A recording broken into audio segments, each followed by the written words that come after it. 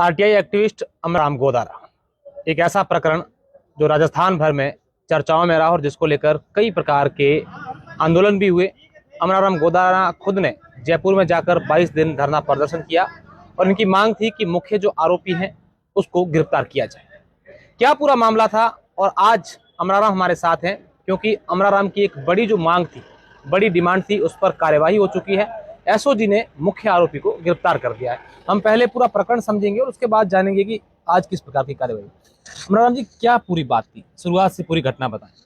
शुरू में मुझे ऐसा पता चला, लोग मेरे पास आए कि हमारे वहाँ एक आवास है जो बना नहीं है, क्या है। मैंने तो उनको चेक किया तो उनका आवास तो बना हुआ था, तो चेक किया तो उनके घर में नहीं बना के किसी दूसरे को लाभ दिया गया, दूसरी जगह बना। उसकी लोकेशन वगैरह पूरी हमने ट्रेस की तो उसकी लोकेशन वगैरह दूसरी जगह आई, तो हमने उनका पूरा ब्यौरा निकाला तो पता चला कि ये प्रकाश कोई दूसरा है, उनके घर में बना दिया है। उसके बाद 15 दिसंबर को एक ग्रेवल सड़क का भी मामला था। लगातार मैं इसमें आरटी लगा रहा था। ग्राम पंचायत कुंपलिया, ग्राम पंचायत की बात? ग्राम पंचायत कुंपलिया में आरटी लगा रहा था। आपने मतलब ग्राम पंचायत के कार्यों में, नरेगा के इस प्रकार कार्यों में भ्रष्टाचार हुआ था। हाँ, तो उस भ्रष्टाचार की मैंने पूरी डिटेल निकाल के 15 दिसंबर 2021 को ग्राम पंचायत जगराम की ढाणी में, वहाँ प्रशासन गाँव से अभियान चल रहे, उस टाइम वहाँ कैंप था, तो मैं वहाँ गया, वहाँ पूरी रिपोर्टें दी। उस पर 17 दिसंबर को कार्रवाई की गई वीडियो द्वारा। उसमें उनको दोषी मानते हुए रिकवरी निकाली गई, जिससे आहत हो गए। एक और मामला था सिमानियों की ढाणी में, जिसमें कारीगर का जो पेमेंट होता है, इन्होंने अपने सहतों के खाता में उठा के घपला किया था, तो वो भी मैंने हाथों हाथ उजागर कर दिया। उससे ये खफा होके इन्होंने 21 दिसंबर 2021 को मेरे ऊपर जानलेवा हमला करवा दिया। आप कहाँ से आ रहे थे, कहाँ जा रहे थे? मैं जोधपुर गया हुआ था और जोधपुर से शाम को घर लौट रहा था। जैसे ही मैं जसड़ों की बेरी मेरे बस स्टैंड पे उतरा, वहाँ से इनके द्वारा भेजे गए गुर्गों ने मेरा अपहरण कर लिया था। और फिर बाद में जो घटना हुई वो आप सबको पता ही है। दोनों हाथ पैर, एक हाथ और दोनों पैर तोड़ दिए गए थे बुरी तरह। उसके बाद में पुलिस ने हाथों हाथ। कौन लोग थे, आपने उस समय पहचान लिया था उनमें? नहीं, उन्होंने मैंने किसी को पहचान नहीं पाया था, क्योंकि उनके सबके मुंह बंधे हुए थे और अंधेरा था, इसलिए पहचान नहीं पाया था। लेकिन पुलिस ने कार्रवाई करते हुए 24 घंटों में 4 आरोपी को दस्तगिर किया। उसके अनुसार फिर आगे की कार्रवाई नहीं हो रही थी, तो हमने जयपुर में धरना भी दिया। 22 दिन हमारा धरना चला। उसके बाद एसओजी को जांच ट्रांसफर की गई और अभी कल ही मुख्य जो हमले का मुख्य षड्यंत्रकारी है, कुंपलिया का सरपंच, पूर्व सरपंच नग्गाराम गोदारा, उसको कल एसओजी ने गिरफ्तार किया और आज लगभग पेश भी कर रहे हैं। कितनी राहत मिली, क्योंकि आपके दिसंबर की बात है जब हमला हुआ था और मुख्य आरोपी अभी पुलिस की गिरफ्त से दूर था, और कल आखिरकार एसओजी को उसे पकड़ना लगता है कि आपकी लड़ाई काफी हद तक पूरी होगी।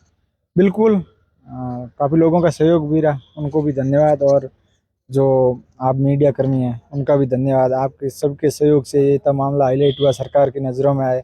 और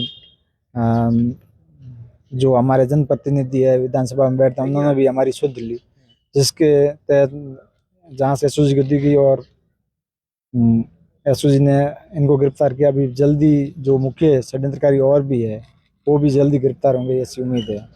अच्छा, आपके परिवार में कौन है कमाने वाला, क्योंकि आपके साथ इस प्रकार की घटना कर दी है कि अब आप काम नहीं कर पाते, तो कहीं ना कहीं ये आपको दुख है कि ऐसा हो गया? हाँ बिल्कुल, दुख तो है। पिताजी है, बूढ़े हैं, माताजी है, बाकी कमाने वाला घर में मैं एक ही हूँ, बाकी भाई है, अलग रहते हैं। सरकार की ओर से कोई सहायता हाँ, मिली? सरकार की ओर से 5 लाख रुपए की आर्थिक सहायता दी गई थी। पहले 2 लाख, फिर धरना दिया उस टाइम 3 लाख और सहायता दी गई। बाकी आमजन से भी काफी राहत, मतलब सहयोग मिला था। तो अब क्या मांगे, अमर गोदारा की क्या मांगे? अब यही मांग है, मुख्य षड्यंत्रकारी गिरफ्तार हो गया है। एसओजी से हम मांग करते हैं और हमें उम्मीद है एसओजी जल्दी जो अन्य फरार षड्यंत्रकारी और हमलावर जो 7-8 लोग थे, अभी तक सिर्फ 4 गिरफ्तार हुए, वो भी जल्द गिरफ्तार होंगे। अच्छा, हमने ये भी सुना है कि अमर गोदारा डरे नहीं है, इस प्रकार के हमलावरों से डरे नहीं है। जो काम भ्रष्टाचार का खुलासा करना, उजागर करना, ये आज भी काम कर रहा है। बिल्कुल, उन्होंने धमकियां दी, तो मैंने 20 दिसंबर को ही पोस्ट लिख दी थी और 21 को हमला हुआ था। 20 दिसंबर को ही मैंने पोस्ट लिखी थी, भाई इन भ्रष्टाचारियों की धमकी से तो मैं डरने वाला हूँ नहीं। जब तक मेरे शरीर में सांस है, मैं भ्रष्टाचार के खिलाफ लड़ता रहूंगा। और हमले के जस्ट तुरंत बाद ही जब मैं हॉस्पिटल से घर आया, तो मैंने तुरंत बाद ही कई मामले कलेक्टर साहब और जिला परिषद में दिए हैं और बिल्कुल कार्रवाई भी हुई। एक पंचायत सहायक को का अनुबंध समाप्त करके वो घर बैठ गया है, उसने बहुत सारे भ्रष्टाचार किए थे। और अभी भी इन पे ग्राम पंचायत कुंपलिया सिमानियों की ढाणी के संबंध में मैंने एक फैक्ट फाइंडिंग रिपोर्ट बनाई है। तो उसमें 10-10.5 लाख के करीब भ्रष्टाचार है। जो लाभार्थी है मनरेगा उनका पूरा जो पैसा आ रहा है उन्होंने अपने सहायकों के खातों में डाल के इसी तरह भ्रष्टाचार किया, और जो पैसे इन्होंने उनके अपने सहायकों के खाते में डाले हैं वो एक ही कार्य अवधि में 2-2 जगह कार्य कर रहे हैं। ये सबसे बड़ी बात है।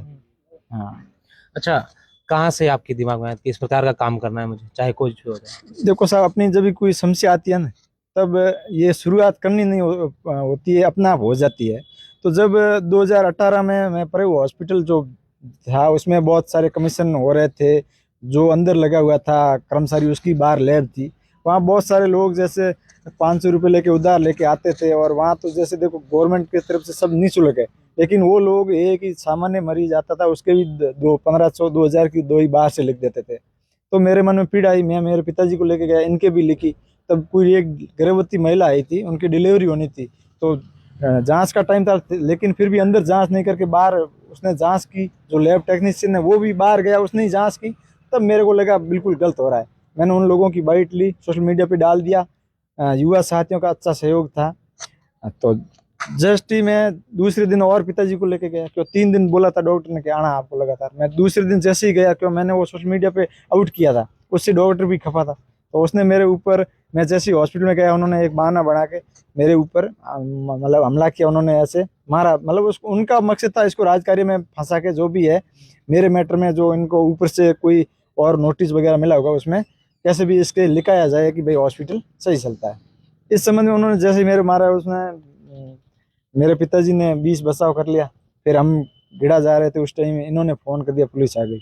तो हमको जैसे ही हम तो बाहर खड़े थे, पुलिस ने बोला अंदर चलो। उन्होंने मुझे राजकार्य में नहीं, शांति भंग में गिरफ्तार किया।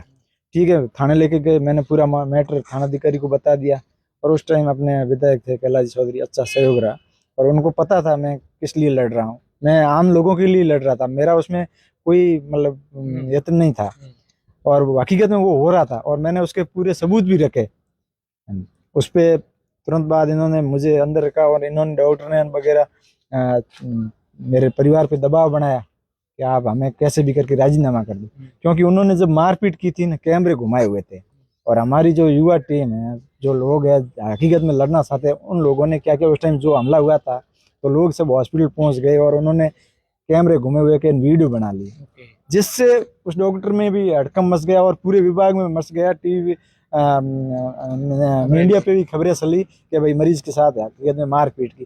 फिर इन्होंने इंस्ट्रूमेंट तोड़े फोड़े सब किया। उस दिन से आपने शुरुआत कर ली कि तो अब मुझे इनके खिलाफ लड़ना है? बिल्कुल, मुझे तब लगा कि हकीकत में बहुत आम लोगों के साथ गलत होता है। निश्चित रूप से। आप देखिए, ये अमर गोदारा है जो राजस्थान में जो इनके ऊपर हमला हुआ था, उसके बाद कई प्रकार की इस प्रकार की चर्चाएं चली थी, खबरें चली थी, और आखिरकार आज ये कह रहे हैं कि एसओजी ने जो मुख्य सरगना था, मुख्य आरोपी था, उसे गिरफ्तार कर लिया। अब मुझे उम्मीद है कि मुझे पूरा न्याय मिलेगा, और साथ ही उन्होंने ये भी दावा किया है कि मैं भ्रष्टाचार और इस प्रकार के लोगों के खिलाफ ताउम्र लड़ता रहूँगा।